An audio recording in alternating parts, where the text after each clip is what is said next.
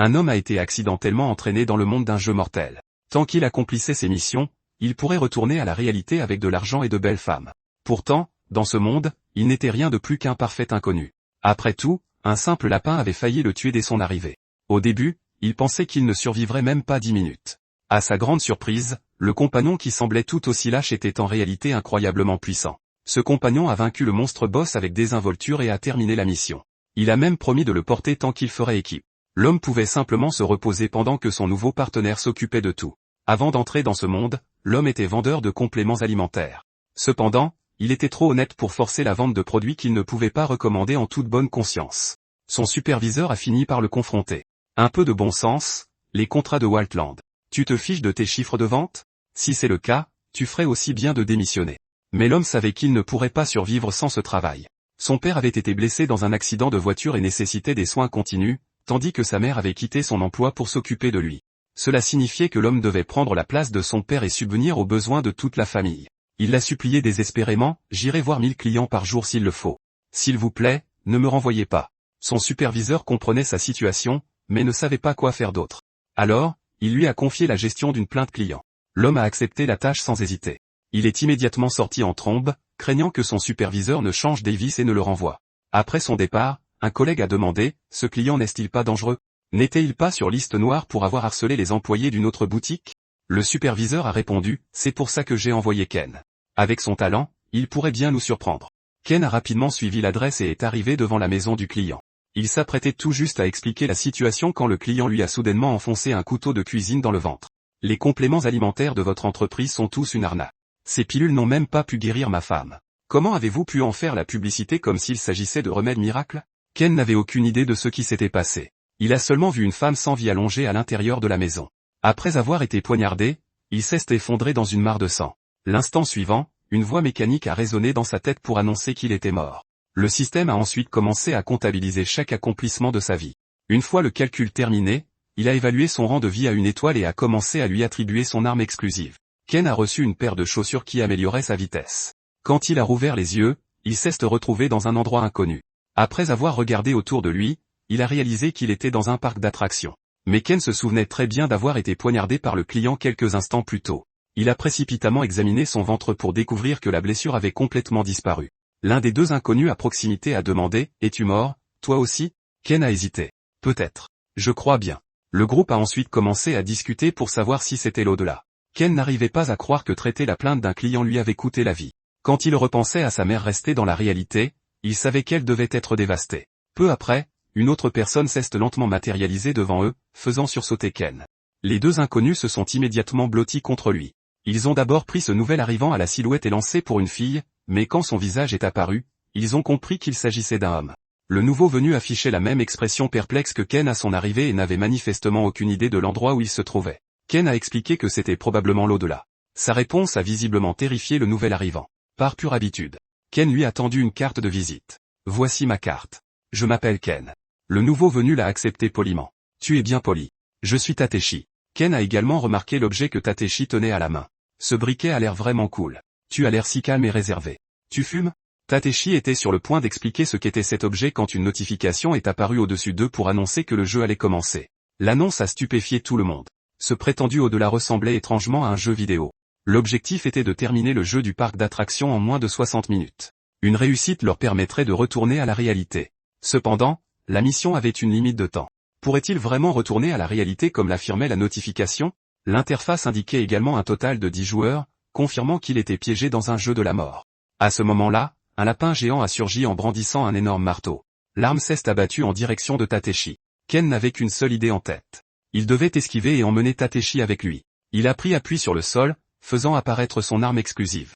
Grâce à la puissance de ses chaussures, Ken a réussi de justesse à écarter Tateshi du danger.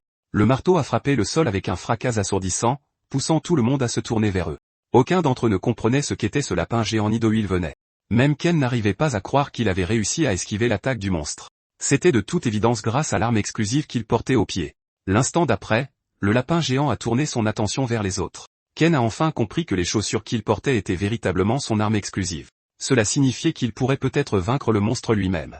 Pourtant, lorsqu'il a piétiné le lapin, il ne lui a infligé qu'un seul point de dégâts. Ken était abasourdi. Comment son arme pouvait-elle être aussi faible? Se sentant provoqué, le lapin géant a furieusement balancé son marteau sur Ken. La force de ce coup était écrasante. Cela a projeté Ken au sol, le rendant totalement incapable de bouger. En un instant, le lapin a levé le pied directement au-dessus de Ken et s'est préparé à l'écraser. Ken n'a pu que fermer les yeux et attendre silencieusement de mourir une seconde fois. À ce moment critique, Tateshi, l'homme que Ken venait de sauver, a allumé son briquet. En un clin d'œil, la minuscule flamme s'est transformée en un brasier rugissant. Le lapin géant a été réduit en cendres en quelques secondes. Après sa mort, le monstre a également laissé tomber un peu d'expérience. Tout le monde a dévisagé Tateshi avec incrédulité. Même lui n'avait aucune idée de ce qu'il venait de faire. Il avait simplement allumé son briquet. Les autres se sont précipités vers lui avec excitation et ont demandé à Tateshi où il l'avait trouvé. Tateshi a expliqué, c'est probablement la récompense que j'ai reçue lorsque ma vie a atteint 0. J'ai souhaité une arme, et ceci est apparu dans ma main. Ce n'est qu'à ce moment-là que Ken a compris que le briquet de Tateshi était son arme exclusive. Mais pourquoi était-ce tellement plus puissant que les chaussures de Ken? Juste après la mort du premier monstre, plusieurs autres lapins géants ont jailli de sous terre. Cette fois, le groupe ne semblait plus en avoir peur. En suivant l'exemple de Tateshi, ils ont invoqué leurs propres armes exclusives. Ken a crié d'urgence, faites attention. Chaque arme a une puissance d'attaque différente, alors ne foncez pas tête baissée. Cependant, les autres ont détruit les monstres sans effort avec leurs armes. Ce spectacle a laissé Ken complètement abasourdi. Pourquoi son arme était-elle la seule à ne pas fonctionner? Qu'est-ce ceux qui différenciaient leurs armes de ses chaussures? Les autres se sont rassemblés autour de Ken et ont inspecté ses chaussures. Dès qu'ils ont vu le symbole d'une seule étoile sur son arme, ils ont tout compris. L'un d'eux a dit, « Mon pauvre vieux. Peut-être que plus le nombre d'étoiles est bas, plus l'arme est faible. » Après avoir entendu cette explication, Ken a esquissé un sourire amer. Alors c'était la raison. Le système lui avait-il donné une arme de si bas niveau simplement parce qu'il avait toujours vécu au plus bas de l'échelle? Cette pensée a donné à Ken l'impression que toute sa vie avait été vraiment pathétique. L'instant d'après, Tateshi s'est approché de Ken et a dit, « Si ta puissance d'attaque est faible, cela ne veut-il pas dire que tes autres statistiques pourraient être élevées?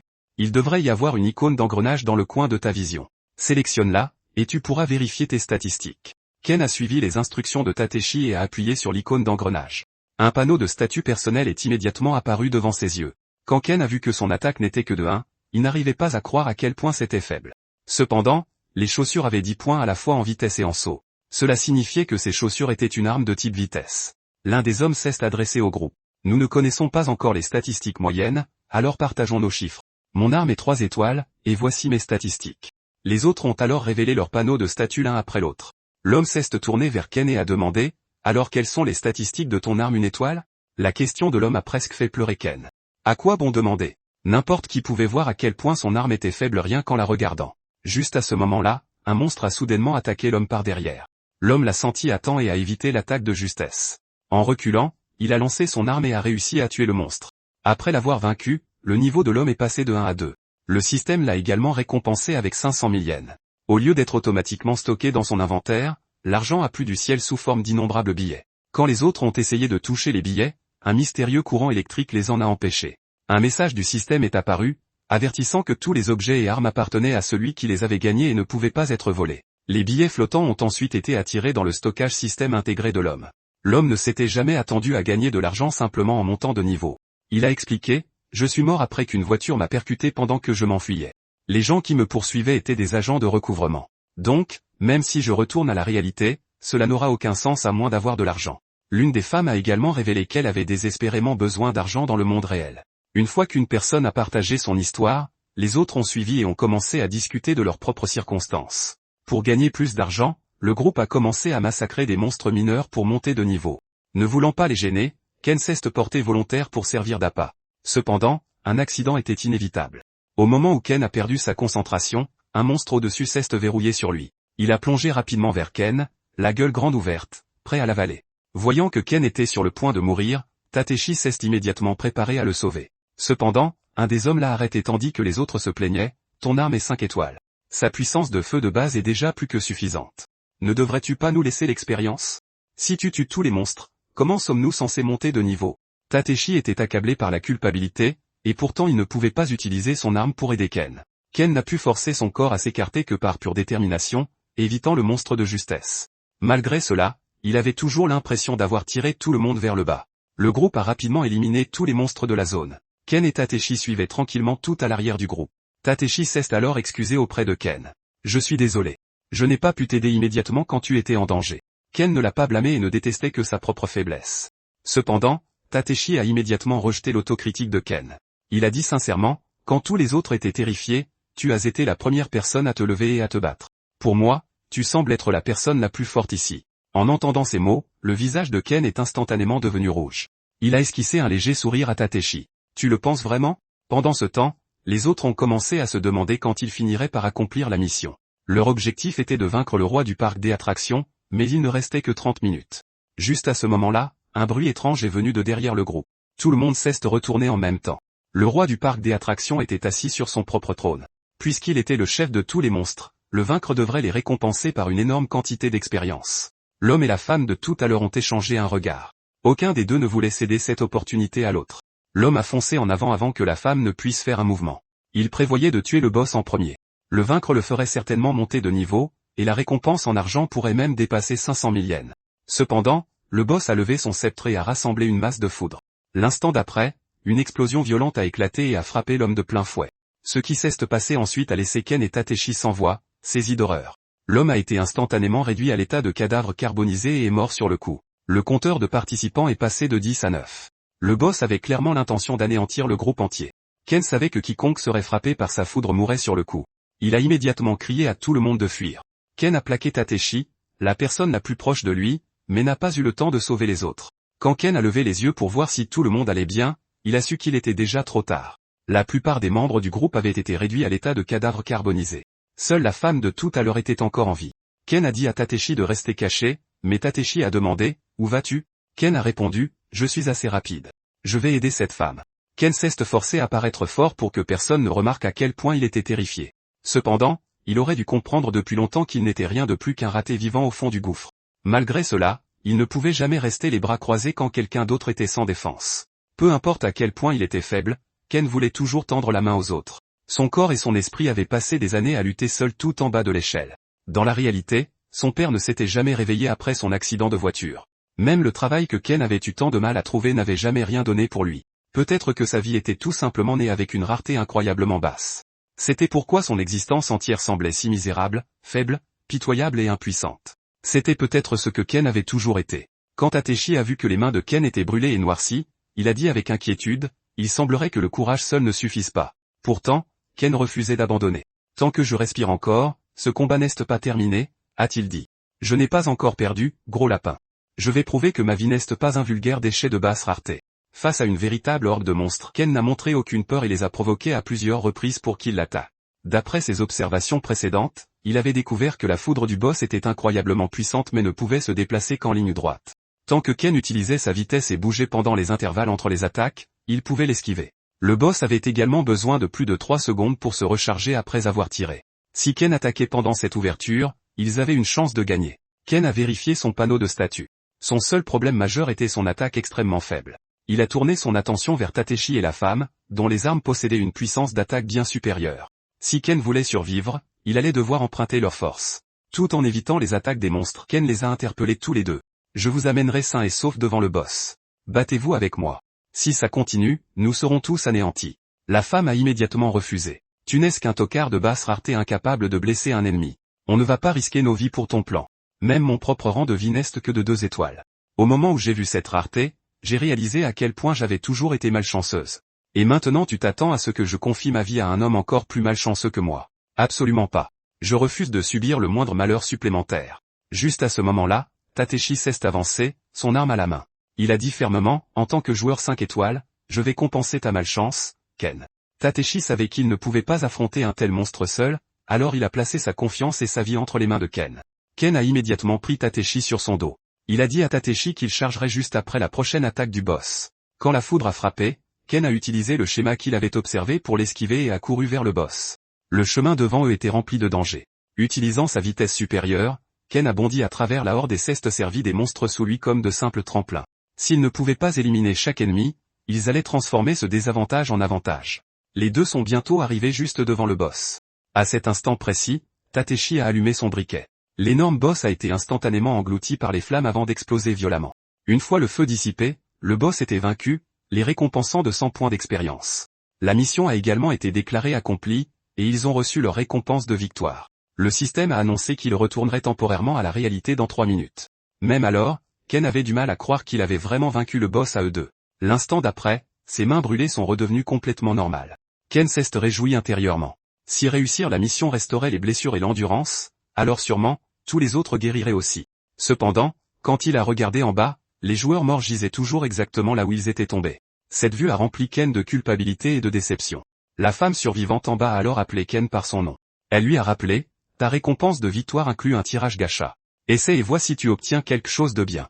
C'est alors seulement que Ken s'est souvenu que la mission l'avait récompensé d'un ticket gacha. Il a immédiatement ouvert son panneau de statut et a utilisé la récompense.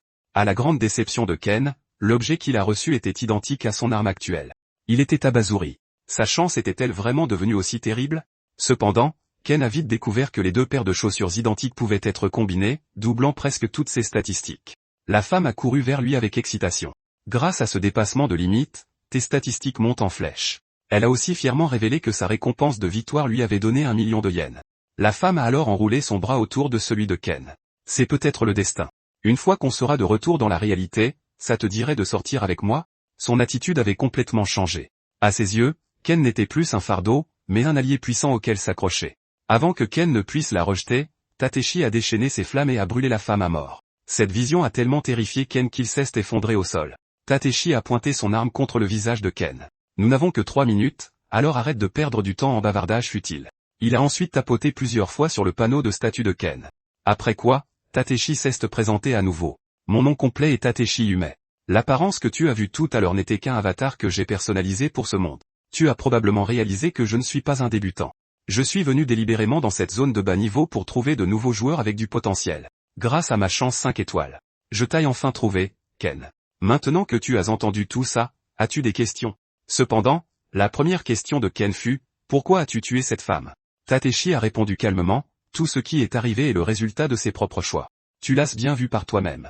Son nombre d'étoiles était plus élevé que le tien, et pourtant elle était complètement inutile. Les gens ne sont pas de simples données. Tu ne peux pas mesurer la véritable force de quelqu'un à sa seule rareté. Ken n'arrivait toujours pas à comprendre. Tes paroles semblent nobles, mais tes actes sont complètement faux. Tu possèdes la force et l'intelligence pour protéger tout le monde, alors pourquoi agir avec tant de cruauté? Avant que Ken ne puisse continuer à le critiquer, Tachi le repoussa violemment et le fit tomber. Il s'assit ensuite sur le trône laissé par le roi du parc d'attractions. Tachi demanda froidement, pourquoi perdrais-je mon temps à m'occuper des faibles? La seconde suivante, son air sévère s'évanouit. Je plaisantais, Ken. Tu es quelqu'un de sérieux et de gentil. Entendre une telle chose ne pouvait que te mettre en colère, n'est-ce pas? J'ai aussi tué Batwoman pour te provoquer. Si je parviens à te mettre en colère, je pourrais retourner temporairement à la réalité, continua Tataishi. Je pensais que tu te battrais avec l'intention de me tuer pendant ces 3 dernières minutes. À partir de maintenant, montre-moi de quoi est capable ton arme dont la limite a été brisée. Si on arrive à retourner à la réalité, je deviendrai ton maître. Ken rejeta la proposition sans la moindre hésitation. Tatashi rit doucement. J'ai toujours obtenu tout ce que je voulais. Après tout, je suis le plus fort de tous les joueurs 5 étoiles. Il ne reste que 3 minutes avant notre retour à la réalité. Si tu survis face à moi pendant ces 3 minutes, je ferai de toi mon disciple. À partir de ce moment-là, je te porterai à travers ce jeu à chaque fois que tu y entreras. Cependant, la force écrasante de Tachi rendait Ken extrêmement méfiant. Il n'avait aucune idée s'il pourrait survivre pendant 3 minutes. À cet instant, Ken n'avait plus qu'une seule idée en tête.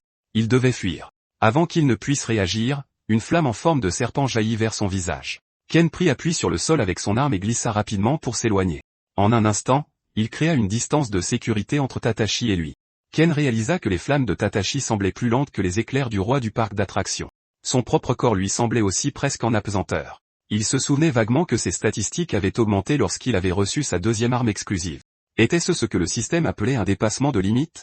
Si c'était le cas, son arme ne pouvait plus être considérée comme un objet banal à une étoile.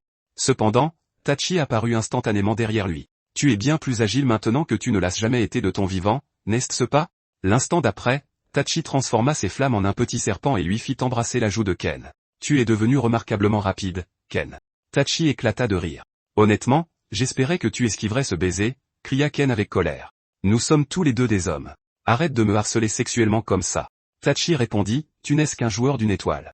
Tu n'as pas le droit de me refuser quoi que ce soit. Si tu ne veux vraiment pas que mes serpents de feu t'embrassent, alors esquive-les tous jusqu'au dernier. Sinon, tu vas vraiment mourir ici.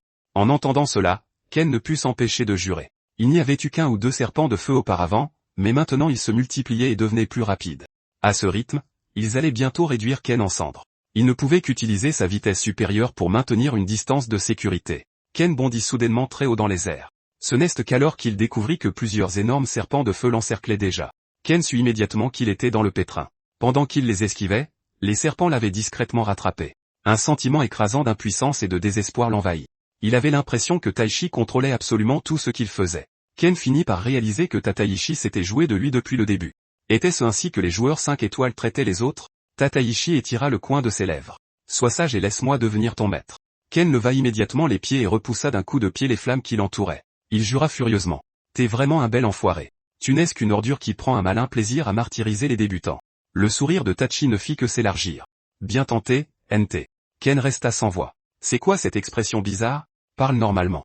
Tachi rigola. C'est juste de l'argot de gamer.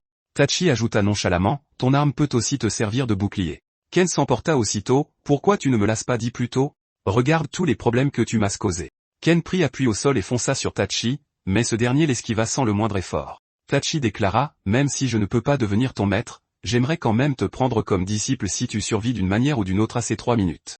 Ken n'était pas du tout ravi. Même si je survis, je n'accepterai jamais un meurtrier comme professeur. Tachi devint enfin sérieux. Ai-je été trop indulgent avec toi, Ken? Tu n'as pas le droit de refuser. Ken l'insulta. Tu méprises vraiment les gens, déclara froidement Tachi. Soit tu survis et deviens mon disciple, soit tu meurs comme un moins que rien entre mes mains. Pour Ken, Tachi ressemblait désormais trait pour trait à un boss de fin maléfique. L'instant d'après, Tachi alluma son briquet une fois de plus. Il sourit et demanda, Ken, comment comptes-tu bloquer des baisers venant de toutes les directions? En un instant, la position de Ken fut soufflée par une gigantesque explosion de flammes. Tachi admira le brasier devant lui. C'est pratiquement une œuvre d'art. L'instant suivant, ses yeux s'écarquillèrent soudainement, comme s'il avait été témoin d'une chose impossible. Une faible lueur bleue brillait au centre de l'explosion enflammée. La lumière bleue s'étendit progressivement et repoussa les flammes environnantes. La seconde suivante, Ken jaillit de l'explosion et apparut instantanément devant Tatashi. Il hurla. Tu m'as sous-estimé. Tu ne peux pas arrêter quelqu'un qui a passé toute sa vie d'une étoile à lutter pour survivre. En voyant cela, Tachi sourit de satisfaction. Tu es vraiment l'homme que j'ai choisi. Ta détermination force le respect. À cet instant, il ne restait qu'une seule seconde avant de retourner à la réalité, et le poing de Ken s'apprêtait à s'écraser sur le visage de Tateshi. Lorsque le compte à rebours a atteint 0, Ken est instantanément retourné à la réalité. Cependant, son coup de poing à pleine puissance s'est abattu directement sur la tête de son superviseur. L'impact a fait un bruit si net qu'il devait s'agir d'un crâne bien solide. Quand Ken a vu ce qui l'entourait, il s'est complètement figé. Il était revenu à la réalité au pire moment possible. Le superviseur que Ken avait mis à terre s'est immédiatement excusé. Le client que je taille à signer était sur liste noire, mais je ne m'attendais pas à ce qu'il sorte un couteau. Les paroles du superviseur ont laissé Ken totalement perplexe. D'après ses explications, il semblait que Ken avait en quelque sorte maîtrisé le client qui avait essayé de le poignarder. Cherchant à fuir ses responsabilités, le superviseur a baissé la tête et l'a supplié de ne pas signaler l'incident au siège. Cependant, envoyer Ken là-bas tout en connaissant le danger s'apparentait presque à une tentative de meurtre. Mais là n'était pas le vrai problème. La question la plus importante était de savoir si tout ce que Ken avait vécu n'était qu'un rêve. Pourtant, l'icône d'engrenage flottant devant Ken prouvait que tout ce qu'il avait vécu était bel et bien réel. Incapable de résister, il a sélectionné l'icône. Son panneau de statut a révélé qu'il ne restait que 18 heures avant la prochaine mission obligatoire. L'existence d'un joueur expérimenté comme Tateshi prouvait qu'il y aurait une autre mission. Mais Ken allait-il vraiment devoir passer chaque jour avec des gens pareils? L'instant d'après, il a vu quelque chose qui a fait trembler tout son corps. Le panneau affichait les noms de tous les membres de son groupe précédent, ainsi qu'une demande d'amis de Tateshi. Puisque les noms y figuraient toujours, Ken se demandait si les autres avaient également ressuscité et s'il était retourné à la réalité après qu'il ait terminé la mission. Il a immédiatement essayé de les contacter, mais rien ne s'est passé, peu importe le nombre de fois où il a sélectionné leur nom. Ken a alors cherché en ligne, espérant pouvoir utiliser des informations publiques pour les localiser. Cependant, un article de presse contenait des informations détaillées sur la mort de chaque joueur et sur la manière dont chacun d'eux avait été tué. L'article a laissé Ken complètement glacé. Quiconque mourait dans ce monde était vraiment perdu à jamais. Seuls ceux qui avaient terminé la mission pouvaient retourner en toute sécurité à la réalité, et tous les joueurs de son groupe étaient morts au cours de la semaine écoulée. À ce moment-là, un collègue a annoncé avec enthousiasme au superviseur que l'entreprise avait reçu une commande colossale. L'acheteur voulait tous les suppléments de santé qui restaient dans l'entrepôt. Le superviseur a crié, incrédule. Qui achèterait tous ces produits? Ce ne sont que des suppléments sans valeur avec un effet placebo au mieux. Le collègue a donné le nom de l'acheteur et a expliqué qu'il avait spécifiquement demandé Ken comme représentant commercial. Entendre ce nom a immédiatement fait regretter sa décision à Ken. Il n'aurait jamais dû donner sa carte de visite à Tateshi. Il n'avait aucune envie de rencontrer cet homme dans le monde réel. Ken voulait encore moins avoir affaire à quelqu'un qui s'en prenait délibérément aux débutants. Malgré cela, Ken s'est plongé dans une profonde réflexion. Il fixait la demande d'amis de Tateshi, incapable de décider quoi faire. Tateshi était un joueur expérimenté qui s'était déguisé en débutant et avait regardé les autres mourir. Il avait même assassiné la femme qu'il avait réussi à sauver. Un faux mouvement pourrait pousser Tateshi à torturer Ken à mort. Pire, cet homme l'avait aussi harcelé d'une manière dérangeante. Il était la pire espèce de meurtrier. Cependant, Ken devait admettre une chose. Tateshi était aussi la personne la plus forte de ce monde. Ken a regardé le chronomètre, qui n'indiquait que 18 heures avant la prochaine mission. Il voulait désespérément éviter de mourir dans ce monde. S'il faisait équipe avec Tateshi, il pourrait probablement revenir sain et sauf à chaque fois.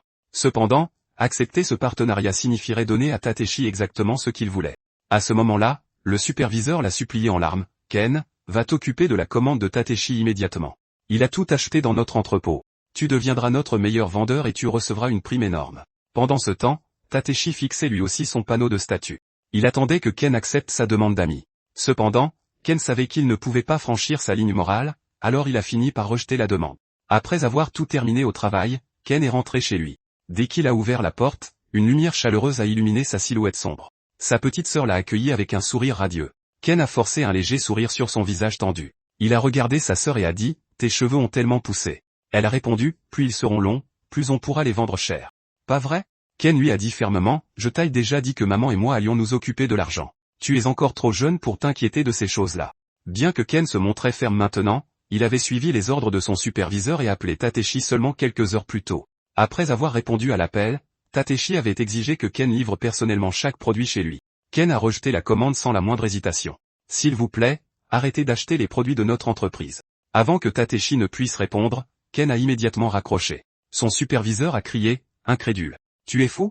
C'était une commande énorme. » Ken a répondu. « Mon service est terminé, alors je rentre chez moi. Ne m'impliquez plus jamais dans ce genre d'affaires. » Ken avait rejeté l'offre de Tateshi et risquait de ne pas survivre à la prochaine mission. Même ainsi, il ne voulait pas mourir avec des regrets. C'est pourquoi il était rentré chez lui pour passer du temps avec sa famille. Il a également placé ses documents d'assurance et ses livrets bancaires dans un endroit facile à trouver, au cas où il ne reviendrait jamais. Au moment où Ken est entré dans la maison, il a senti l'odeur de son curry préféré. Sa sœur lui a dit qu'aujourd'hui était un jour à célébrer. Ils avaient préparé un dîner de curry de bœuf pour l'occasion. Ken a répondu par un sourire gêné. Il a demandé, « Pourquoi fait-on la fête? Je suis juste rentré à la maison. Vous n'en faites pas un peu trop ?» Sa sœur semblait être au courant de quelque chose. Un vendeur de haut niveau doit gagner beaucoup d'argent. Pas vrai? Ces mots ont visiblement surpris Ken. Il a immédiatement demandé, « Qui t'a dit que j'étais le meilleur vendeur ?» À cet instant, une silhouette extrêmement familière est sortie de la cuisine. La personne a souri et a dit, « Désolé d'être entré sans ta permission, mon pote. » Dès que Ken a reconnu Tateshi, son visage s'est tordu de rage. Il s'est instantanément précipité en avant et a attrapé Tateshi par le col. « Espèce d'enfoiré, » a averti Ken. « Reste loin de ma famille. » L'autre a répondu, « Les déchets n'ont pas le droit de refuser. » Ken a dit furieusement, « Je t'ai déjà dit que cette réplique ne s'applique qu'à l'intérieur du jeu. Je peux te tuer ici d'abord, puis aller accomplir la prochaine mission quotidienne. » Tateshi répondit calmement, « Cette suggestion me semble plutôt intéressante. Cependant, tu ne devrais pas dire ce genre de choses devant d'autres joueurs. Ça te démasque immédiatement comme un débutant. À ce stade, nous ne pouvons vraiment mourir que dans le monde du jeu. Toute mort survenant dans la réalité sera traitée comme un bug et corrigée par le système. Donc si tu veux protéger ta famille, tu devrais te concentrer sur l'idée de me tuer dans le jeu. Je t'invite à essayer. Ou voudrais-tu voir comment le système corrige les choses si je m'en prends à ta famille? » La petite sœur de Ken demanda curieusement, « Qu'est-ce que vous chuchotez tous les deux?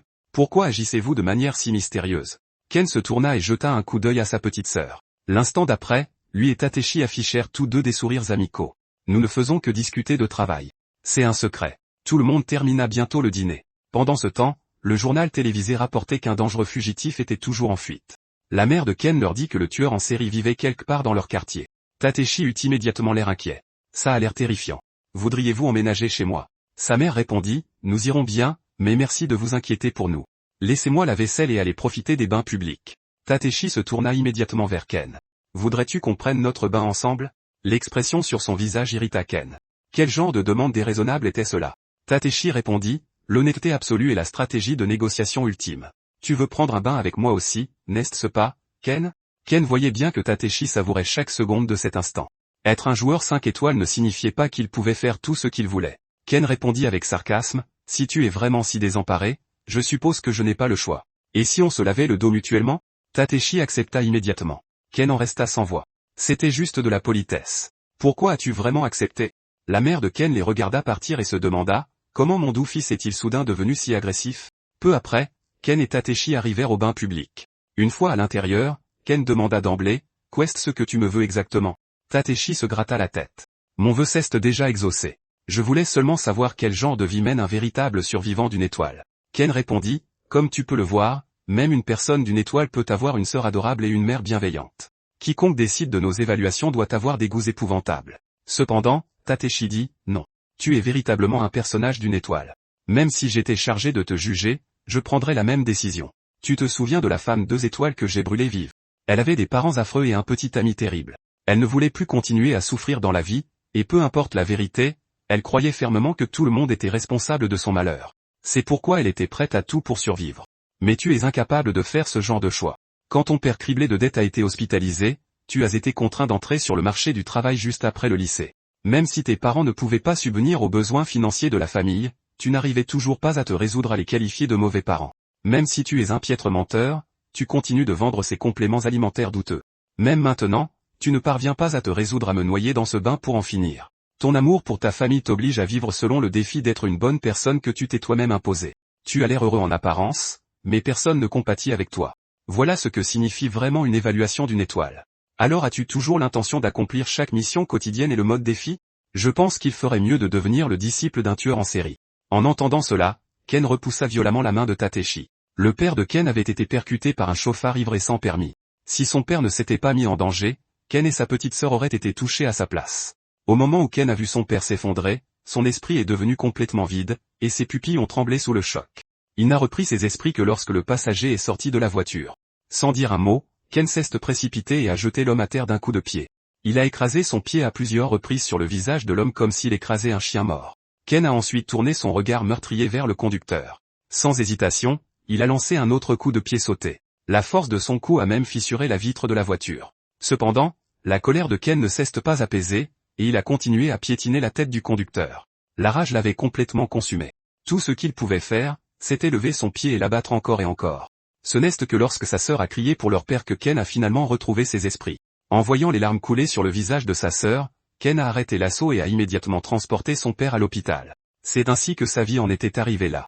Grâce à sa sœur, Ken n'était pas devenu un meurtrier ce jour-là. Quant aux dettes de son père, il avait emprunté l'argent pour soutenir ses employés après que la récession économique eut détruit son entreprise. Ken déclara fermement, « C'est pourquoi j'ai pleinement accepté ma vie comme un défi. Je n'ai pas besoin de ton aide pour accomplir les missions quotidiennes. » Tateshi répondit, « Il semblerait que ma négociation au bain public ait échoué. Tu n'as toujours pas accepté mon offre. » Tateshi savait que Ken devenait extrêmement puissant chaque fois qu'il était en colère. Cependant, il se demandait toujours si Ken pourrait vraiment accomplir chaque mission quotidienne seul. Malgré tout, ce souvenir de l'expression furieuse de Ken remplissait Tateshi d'un étrange sentiment d'excitation. Tateshi passa soudainement la main sous les hauts et appuya avec force. Ken l'arrêta précipitamment. « N'essaie rien du tout.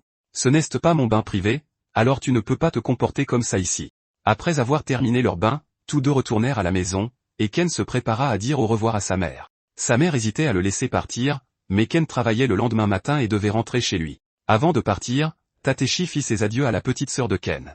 Cependant, elle ne lui répondit pas et ne le regarda pas directement. Le silence gênant donna à Tateshi l'envie de disparaître sous terre.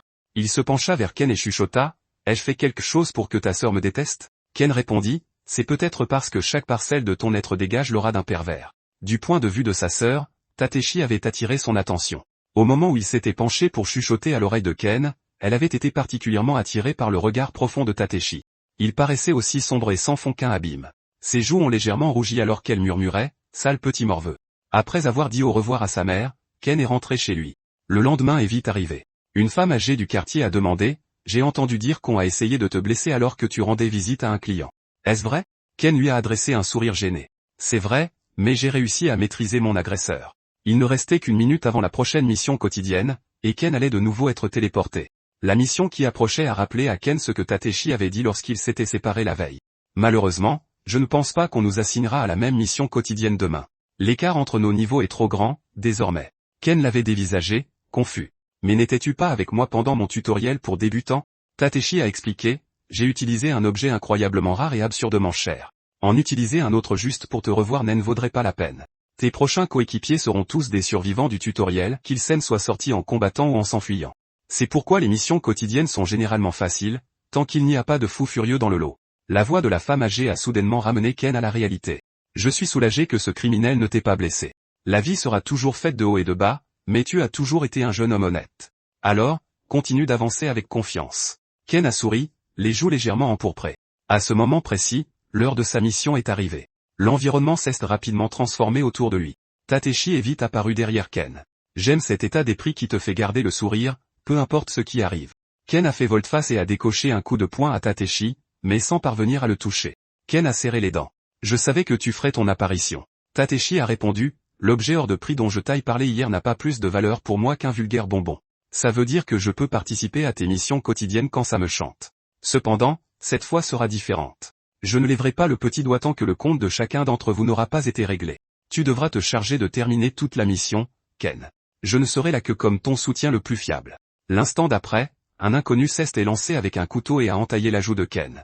Heureusement, la vitesse supérieure de Ken l'a sauvé. Sinon, cette seule attaque aurait pu le tuer. L'inconnu a déclaré froidement, arrête d'esquiver. J'ai besoin de tes points d'expérience pour monter de niveau. Quand Ken a pu voir distinctement le visage de l'homme, celui-ci lui a paru étrangement familier. Cet homme était le tueur en série dont parlaient les informations. Il s'appelait apparemment Evimara. Ken a essayé de reculer encore de quelques pas, mais a heurté quelque chose derrière lui. Il s'est retourné instinctivement, seulement pour découvrir que Mara avait déjà assassiné tous les autres joueurs participant à la mission. Tateshi a regardé le tueur en série avec intérêt. Tu dois être un débutant, toi aussi. Tu t'es adapté plus vite que n'importe qui d'autre. Très peu de joueurs commencent par tuer les autres pour accumuler de l'expérience.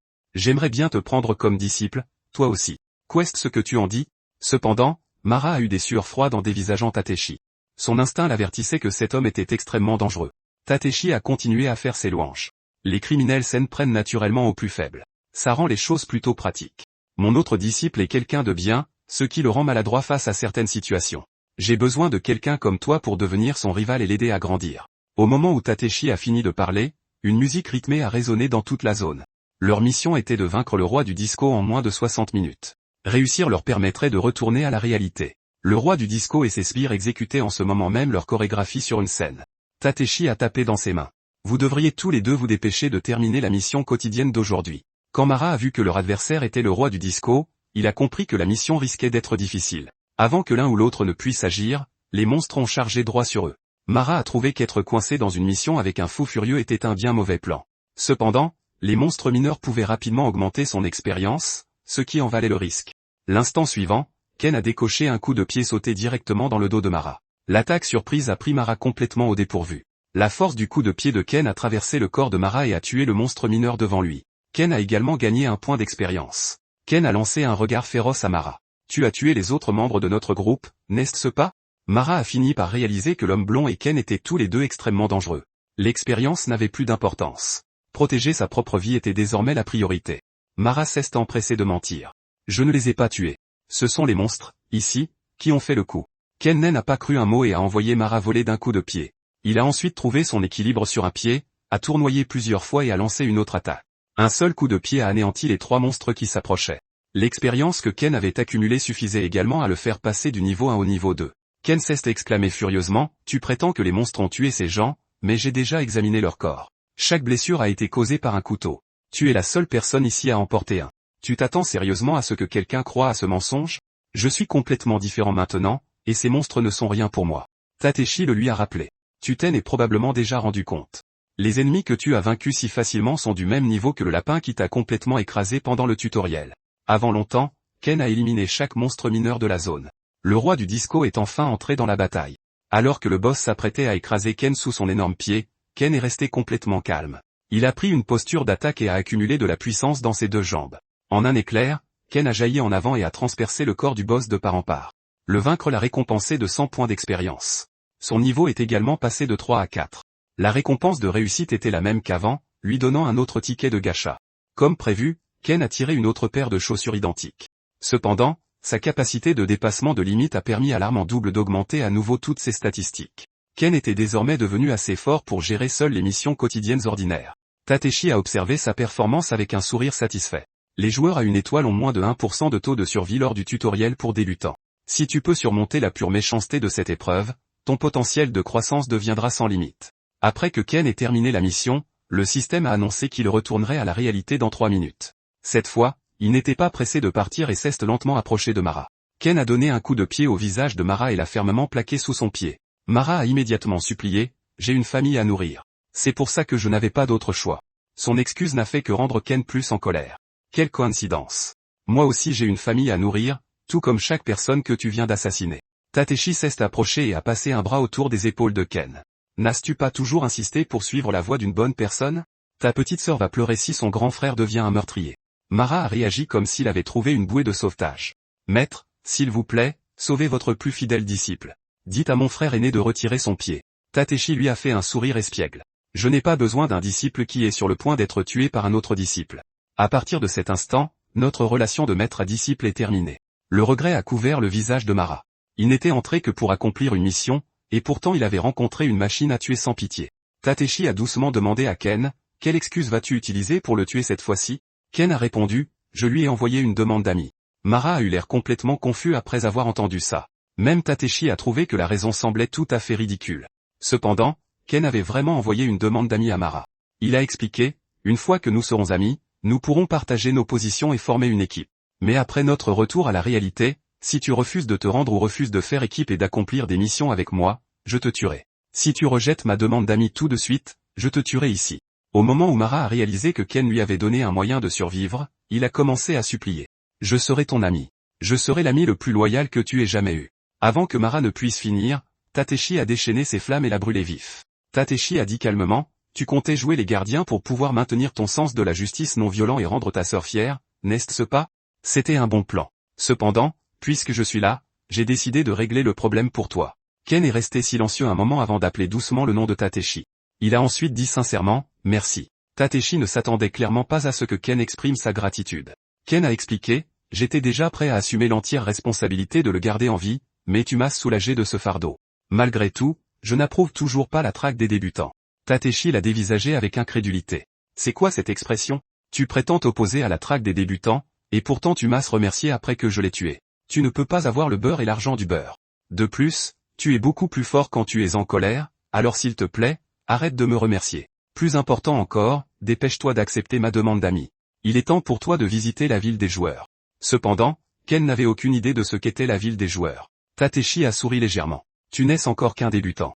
Ce jeu est bien plus compliqué que tu ne le réalises. » À cet instant, le compte à rebours de 3 minutes a pris fin, et tous deux sont retournés à la réalité. La première chose qu'ils ont faite après leur retour a été de se rendre à une gare. Tateshi a expliqué que n'importe quelle gare pouvait les emmener à la ville des joueurs. Cependant, Ken avait besoin du pass de transport sans fil de son inventaire pour entrer. Tateshi a alors sorti son pass de manière théâtrale et a franchi le portillon en premier. Ken a d'abord supposé que toute cette explication n'était qu'un mensonge ridicule destiné aux enfants. Cependant, Tateshi s'est miraculeusement volatilisé sous ses yeux la seconde suivante. Ken n'a pas pu s'empêcher de crier de surprise. Il a rapidement couvert sa bouche et a regardé nerveusement autour de lui. Tout a continué comme si la vie était tout à fait normale. Pas une seule personne n'a remarqué que Tateshi s'était volatilisé. Ken s'est demandé si le système corrigeait autre chose que sa mort. Pourrait-il même altérer la réalité elle-même pour cacher l'impossible? Un tel niveau de pouvoir était absurde. Ken a ensuite sélectionné l'icône d'engrenage flottant devant lui. Après avoir ouvert son inventaire, il n'y a trouvé que deux choses. L'une était le pass de transport sans fil, tandis que l'autre était l'argent qu'il avait gagné en montant de niveau. Quand Ken a vu qu'il avait 1 500 000 yens, il a pu à peine contenir son excitation. Cependant, il se demandait toujours s'il pouvait réellement retirer l'argent. Ken a décidé de faire un test en sélectionnant 1000 yens. À sa grande surprise, le panneau du système a vraiment craché un billet de 1000 yens. Ken a examiné le billet sous tous les angles, soupçonnant qu'il puisse être faux. Cependant, après l'avoir utilisé avec succès pour acheter une bouteille d'eau à un distributeur, il a réalisé que l'argent était vrai. Ken était si ravi qu'il a immédiatement ouvert la bouteille et a commencé à boire. Tateshi est soudainement réapparu et a donné un coup de pied à Ken pour s'être comporté de façon si pathétique. Il a ensuite dit à Ken de sortir son pass et d'entrer dans la ville des joueurs en premier. Ken a copié les actions précédentes de Tateshi et a placé le pass contre le portillon. L'instant d'après, son environnement s'est rapidement transformé. Quand Ken a rouvert les yeux, le spectacle qui s'offrait à lui l'a laissé stupéfait. Tateshi a expliqué, c'est une ville où seuls les joueurs ayant survécu à 2 épreuves de vie ou de mort peuvent entrer. Elle est connue sous le nom de nœud de papillon. Ken l'a fixé avec émerveillement. Cet endroit ressemble à une ville futuriste.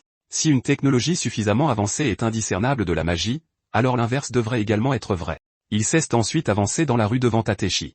Dès qu'un vendeur ambulant a vu Ken, il a essayé de lui vendre un bonbon papillon. Il ne coûtait que 3000 yens. Ken était choqué qu'un seul bonbon coûte 3000 yens. C'est ridiculement cher. Cependant, Le bonbon était vraiment magnifique, et contrairement à tout ce qu'il avait pu voir, Ken a dégluti. Il n'aurait jamais pu acheter quelque chose comme ça dans la réalité, et il avait enfin de l'argent de côté. Il s'est assuré à maintes reprises que ce n'était qu'une récompense pour tout son travail acharné, il n'y avait donc aucune raison de se sentir coupable. Pendant ce temps, le vendeur regardait Ken comme s'il était un mouton sans défense attendant de se faire tondre. Il envoya secrètement la photo de Ken dans une discussion de groupe, annonçant qu'un débutant était arrivé et suggérant de trouver d'autres moyens de vider son portefeuille. Le vendeur se demandait encore ce qu'il pourrait bien vendre d'autre à Ken quand Tateshi pressa soudainement une main contre sa tête.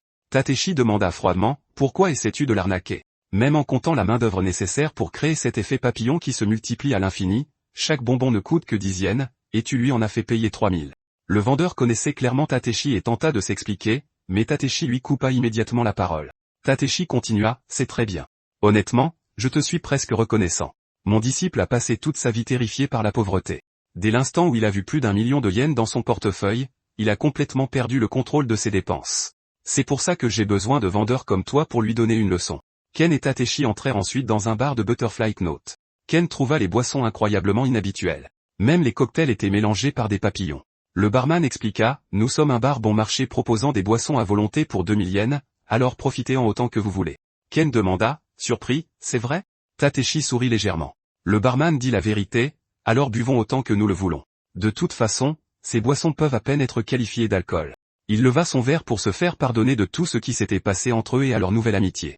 Santé. Bien que Ken soit réticent, il finit par trinquer avec Tateshi.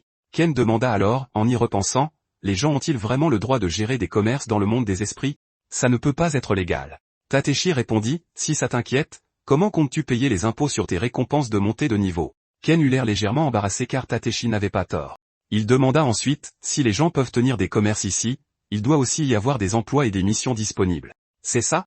Tateshi répondit, « Tu commences enfin à utiliser ton cerveau. Tu peux trouver presque n'importe quel type de travail ici, de l'assistance pour les missions jusqu'au boulot de mercenaire et de garde du corps. Même un ticket d'entrée pour le tutoriel pour débutants où nous nous sommes rencontrés peut se vendre 10 millions de yens. » Ken était stupéfait. Un seul ticket d'entrée valait 5 ans de son salaire. Tateshi expliqua que le prix était en fait assez bas car les tickets pour le tutoriel pour débutants n'étaient pas très demandés. Plus les objets offerts par une mission étaient rares, plus le niveau requis était élevé. Le fait est que si tu veux gagner beaucoup d'argent, tu dois continuer à monter en niveau. Une fois que tu auras atteint le rang or, tu seras aussi qualifié pour la mission finale. On dit que sa récompense peut exaucer n'importe quel vœu. En entendant cela, Ken se figea visiblement. Ce vœu pourrait-il même guérir l'état de son père? Cependant, Ken se souvint de ce qui s'était passé lors de sa première entrée dans le jeu. Au fur et à mesure que son niveau augmenterait, ses ennemis deviendraient sans aucun doute plus forts eux aussi. Sa mère et sa petite sœur l'attendaient toujours pour qu'il rentre à la maison et subvienne aux besoins de la famille. Si Ken mourait dans le jeu, qui les protégerait?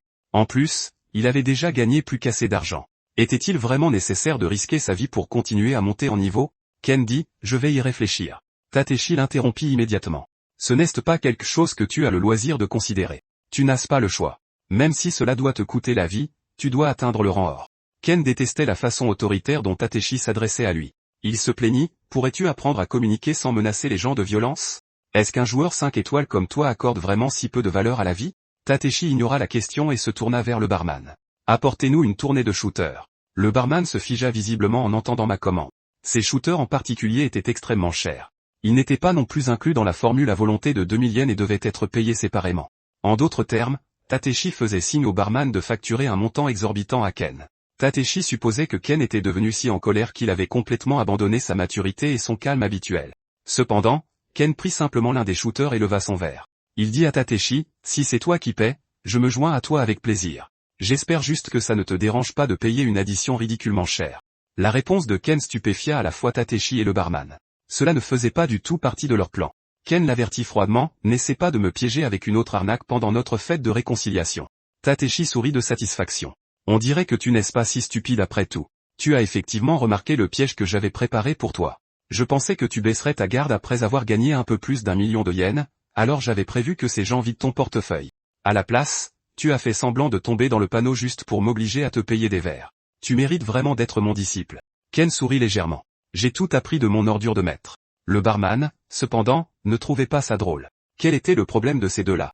Ils s'étaient comportés comme des ennemis jurés quelques instants plus tôt, et maintenant ils semblaient soudainement proches. Après plusieurs tournées de verre, Tateshi dit à Ken qu'il était temps pour lui de partir. Cependant, ce que Tateshi dit ensuite laissa Ken complètement stupéfait. Tateshi déclara, la prochaine fois, c'est toi qui viendras me chercher. Ken n'avait aucune idée de ce qu'il voulait dire, mais un intense sentiment de malaise l'envahit. Cet enfoiré prévoyait-il de s'en prendre à la famille de Ken? Si c'était le cas, sa mère et sa petite sœur seraient totalement impuissantes face à Tateshi. Cette pensée donna des sueurs froides à Ken, qui trempèrent rapidement ses vêtements. Il sortit immédiatement son téléphone et appela sa mère endormie. Peu après, la sonnerie la réveilla, et elle répondit à l'appel. Ken l'avertit d'urgence, si Tateshi apparaît, n'ouvre la porte sous aucun prétexte. Appelle-moi immédiatement. Sa mère n'avait aucune idée de ce qui s'était passé, alors elle demanda avec inquiétude, vous vous êtes disputés tous les deux? Ken répondit, il ne cesse de rien passer entre nous. Tout en parlant, il ouvrit son panneau système. Sa liste d'amis indiquait que Tateshi était de l'autre côté de la ville. Bien que Ken ait toujours fait semblant d'être fort, il avait toujours une peur bleue de Tateshi. Il avertit à nouveau sa mère, appelle-moi immédiatement si cet enfoiré apparaît. Ken mit ensuite fin à l'appel. Même le barman commença à avoir pitié de lui, offert en sacrifice au dieu des calamités. Ta chance est vraiment terrible, soupira Ken. Même le gérant d'un bar frauduleux pense que je fais pitié? Le barman continua, au fait tu ne cherchais pas du travail dans le coin. Accepter des missions sans passer par une guilde est passible de la peine de mort. Nous avons essayé de t'arnaquer plus tôt, alors laisse-moi me faire pardonner en te trouvant un travail. Ken trouvait que les lois ici n'avaient pratiquement aucun sens. Cet endroit fonctionnait plutôt comme un réseau criminel clandestin. S'il s'impliquait trop vite, il risquait d'accepter une mission extrêmement dangereuse, il devait donc bien réfléchir. À ce moment-là, un verre étrange glissa vers lui depuis l'autre bout du bar. Une femme à côté dit, si tu cherches une guilde, pourquoi ne pas rejoindre notre guilde du ciel sans ombre? Nous sommes sur le point de rejoindre un raid de rattrapage contre les tréants. Même les débutants peuvent participer tant qu'ils ont atteint 2 étoiles. La femme lui adressa un sourire séducteur. Qu'est-ce que tu en dis, gamin? Tu veux passer la nuit avec moi? Son enthousiasme débordant laissa Ken et le barman sans voix, ne sachant pas comment réagir. Le barman le mit immédiatement en garde. Tu ne devrais vraiment pas rejoindre la guilde de Mademoiselle Shadowwind. Ken ne savait plus à qui se fier. L'un lui conseillait de s'éloigner, tandis que l'autre tentait désespérément de le recruter. Au final, il prit sa décision. La mission que la femme lui avait présentée s'appelait la chasse vengeresse au sakura, soi-disant parfaite pour les débutants. L'objectif était d'ailleurs extrêmement simple. Il devait seulement ramasser des pétales de fleurs sous les cerisiers. C'est ainsi que Ken arriva dans la zone de mission. Il se mit tranquillement au travail pour récolter les pétales sous les cerisiers. En réalité, Ken avait pris sa décision plusieurs heures auparavant. À ce moment-là, il avait demandé à la femme, le barman de ce bar d'escrocs m'a dit de ne pas travailler avec toi. Tu sais pourquoi? La femme lui répondit en toute franchise. Sûrement parce que tous ceux qui rejoignent ma guilde finissent par être exécutés en toute illégalité. Ken ne s'attendait pas à ce qu'elle dévoile la vérité aussi facilement. Elle lui expliqua que les tueurs étaient des mercenaires de la guilde des Mille Nuits, et que le barman en faisait lui-même partie. Ken regarda aussitôt en direction du barman, mais l'homme prétendit être également une victime. La guilde des Mille Nuits était fondamentalement une énorme organisation criminelle. Toute petite guilde refusant de payer l'argent de protection était exécutée sans procès. La femme expliqua avec colère, ils monopolisent tous les profits, donc seuls les joueurs riches peuvent se permettre de payer les frais de commission. Ça me met hors de moi. Même si je dois me battre seul contre eux, je continuerai à résister. Ken regarda son cache-œil et demanda, ce sont eux qui ont blessé ton œil aussi? Ce que Ken ne comprenait pas, c'était pourquoi quelqu'un d'aussi puissant que Tachi permettait à cette pègre d'exister. Tachi avait déjà dit à Ken que les joueurs faibles comme eux n'avaient pas le droit de refuser. En fait, Tachi semblait être le genre de personne à encourager ce genre de comportement. Ken savait qu'il ne devait pas s'attirer délibérément des ennuis. Cependant, s'il abandonnait cette femme maintenant, il ne pourrait plus jamais regarder sa petite sœur en face. Ken prit enfin sa décision. Je vais rejoindre ta guilde et terminer cette mission. La femme le conduisit alors dans une zone remplie de cerisiers. Le paysage était si magnifique que Ken s'y perdit un instant. Un immense festival des cerisiers en fleurs se déroulait dans toute la région. Certains joueurs faisaient même la fête près des points d'extraction. Ken n'avait aucune idée de ce qu'était un point d'extraction, et cet endroit ne ressemblait en rien à un jeu mortel. La femme lui expliqua que les nappes de pique-nique éparpillées dans la zone étaient les points d'extraction de la mission. Le seul objectif de Ken était de récolter un grand nombre de pétales brillants parmi les fleurs de cerisier. Elle lui dit ensuite de vérifier le menu d'échange d'objets de mission. La récompense principale nécessitait 10 000 pétales brillants. C'était une bête des enfers de massage, qui était essentiellement un slim masseur de haut niveau. Le nom de bête des enfers suscita immédiatement une foule de questions dans l'esprit de Ken. La femme sourit doucement et continua d'expliquer l'origine de ces créatures du monde souterrain. Elles étaient collectivement appelées bêtes des enfers, et il y aurait apparemment 151 espèces au total. Tout joueur pouvait les obtenir en remplissant les critères de collecte correspondants. Ken n'y comprenait pas grand-chose. Il savait seulement qu'il devait ramasser des pétales. La femme présenta également une créature appelée la princesse du nettoyage, qui était spécialisée dans le ménage. Ken comprit enfin la valeur des bêtes des enfers. Des créatures aussi utiles se vendraient d'elles-mêmes sans aucune publicité. La femme acquiesça. C'est exact. Si tu réussis à en vendre une, tu peux facilement gagner 20 millions de yens. Ce montant stupéfia Ken. 20 millions de yens, c'était encore plus cher qu'un billet pour une mission d'entraînement 5 étoiles. La femme expliqua, les objets rares ont toujours de la valeur. La demande pour les bêtes des enfers est élevée, mais l'offre est extrêmement faible. Elle s'apprêtait à lui donner plus d'explications, mais Ken s'était déjà précipité pour récolter les pétales nécessaires à la mission du jour.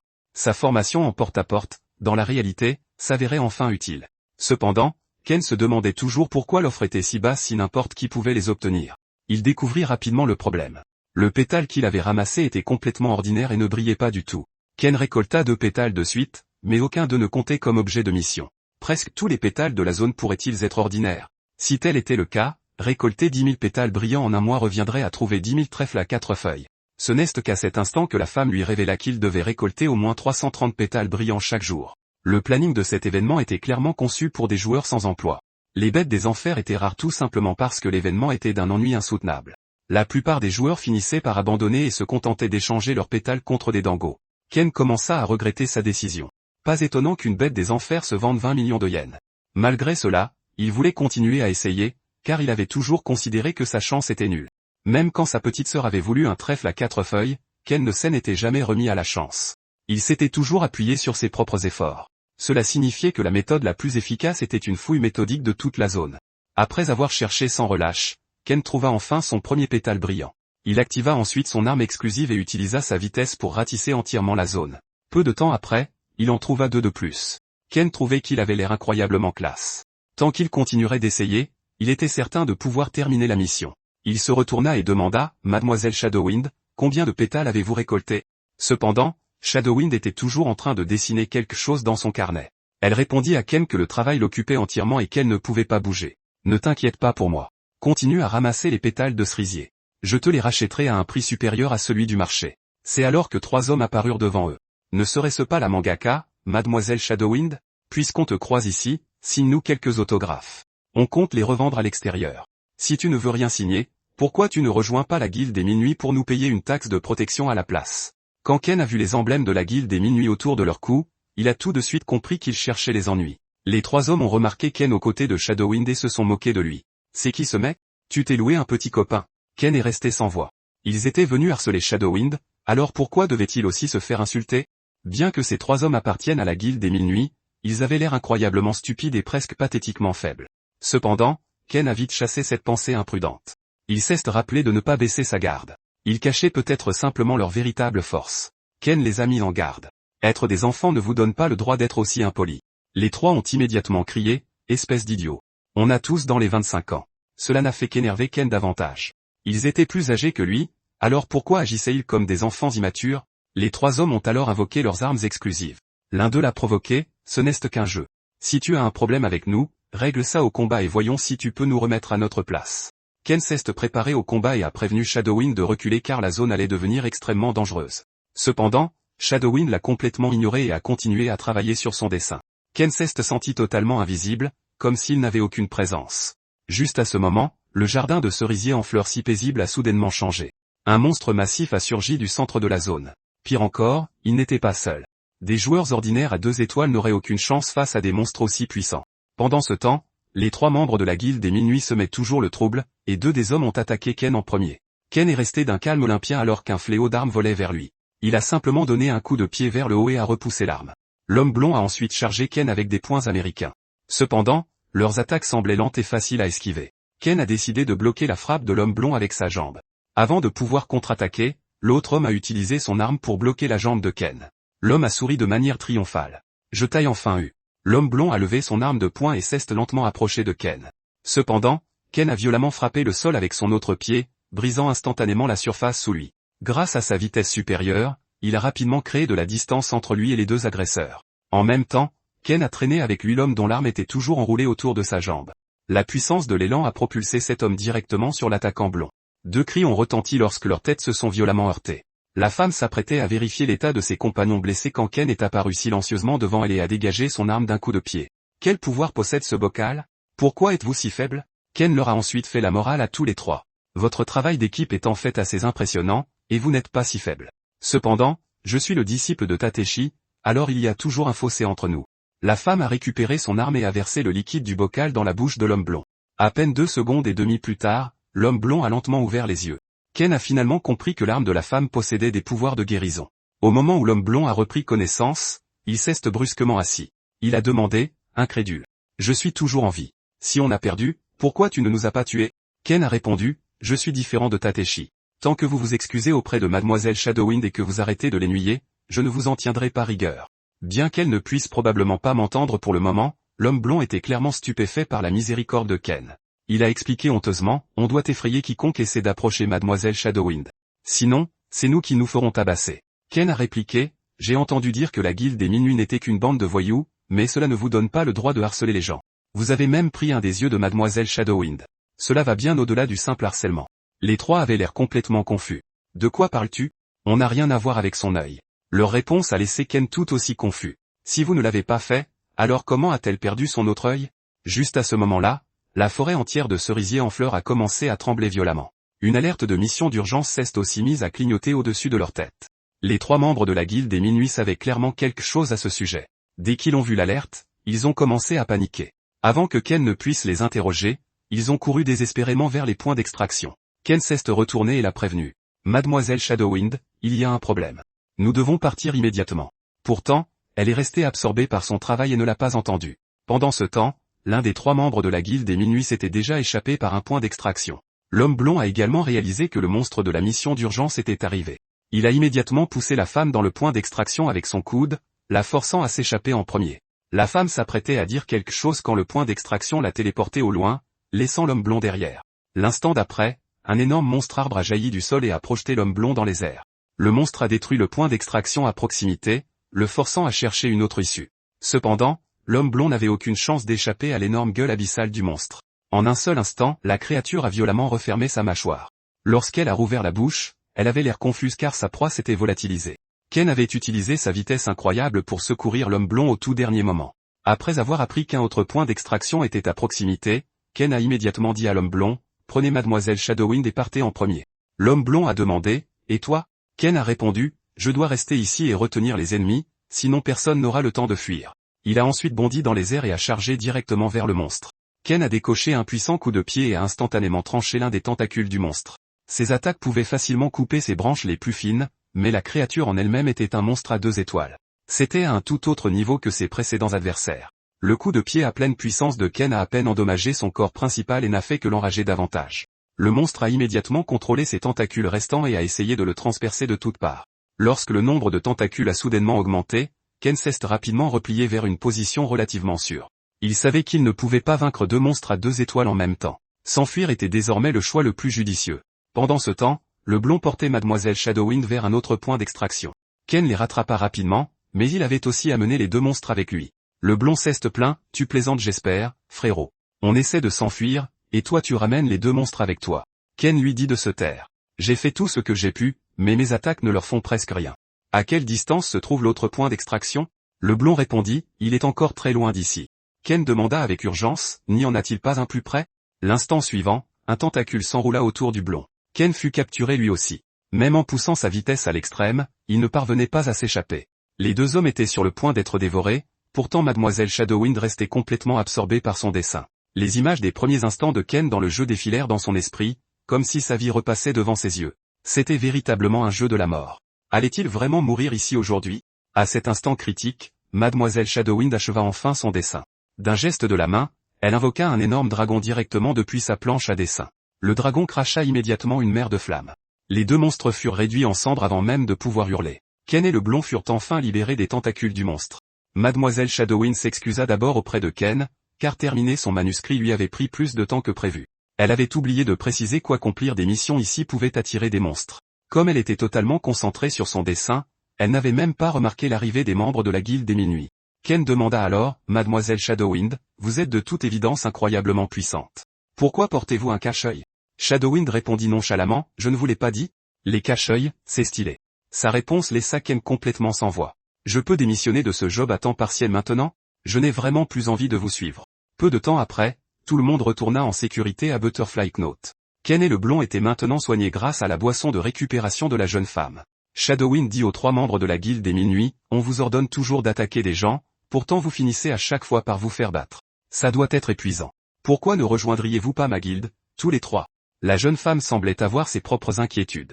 Si nous quittons tous les trois la guilde des 1000 nuits, les conséquences seront terrifiantes. En plus, il faut au moins 5 joueurs sans guilde pour en créer une.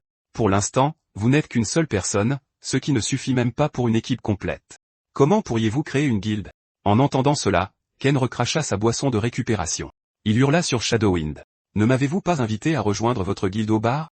Êtes-vous en train de me dire que votre guilde n'existe même pas encore? Shadowwind soupira d'impuissance et finit par expliquer sa situation. Chaque officier de la guilde des 1000 nuits avait atteint le rang de bronze ou plus. Pendant ce temps, les débutants ne pouvaient accepter des missions et monter en niveau qu'après avoir rejoint une guilde. Ken demanda, est-il nécessaire de rejoindre une guilde pour monter en niveau? Shadowwind répondit, tu comprends vite. La raison pour laquelle il continue de me harceler, c'est pour m'empêcher de recruter des membres.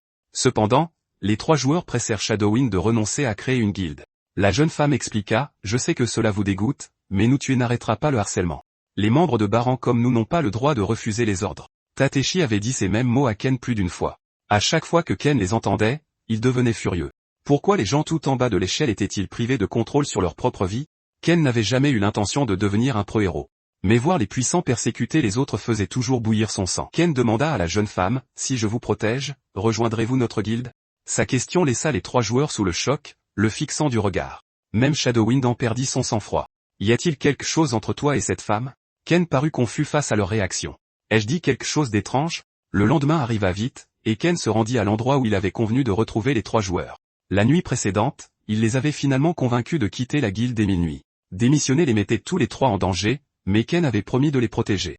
C'est pourquoi il était arrivé en avance et attendait. Pour autant que Ken le sache, ces 3-là n'étaient que des subalternes dans la division des recrues de la guilde des 1000 nuits. S'ils partaient sans permission, le chef de division se mettrait à leur poursuite. Cependant, cet homme devrait toujours être plus faible que Tateshi. De plus, ils étaient actuellement dans le monde réel où il y avait des policiers partout. Personne n'oserait commettre un meurtre en plein jour. Pourtant, Ken attendit longtemps, et les 3 n'apparurent jamais.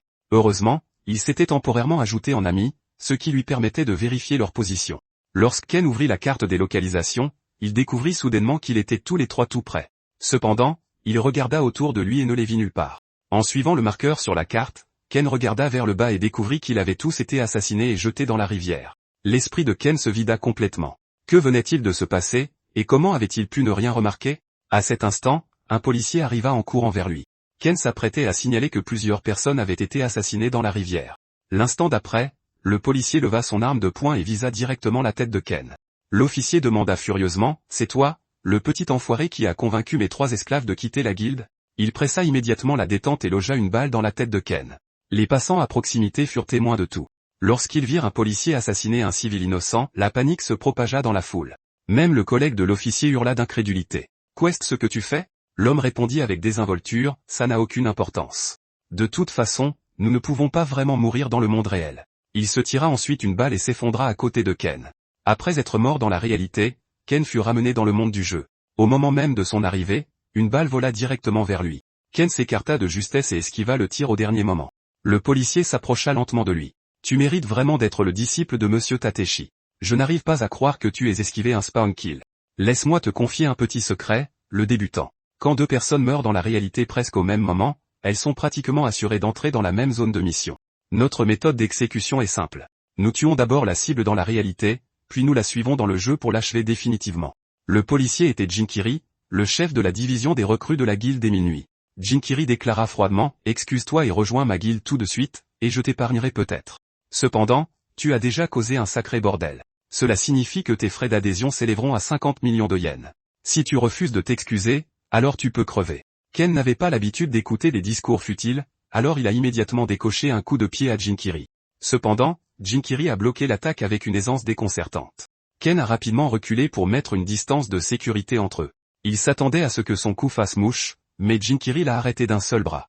L'insoumission de Ken a complètement rendu Jinkiri fou de rage. Jinkiri a rugi, « Petit enfoiré. On dirait que tu n'as aucune envie de faire la paix. Dans ce cas, je vais t'effacer de ce monde pour de bon. »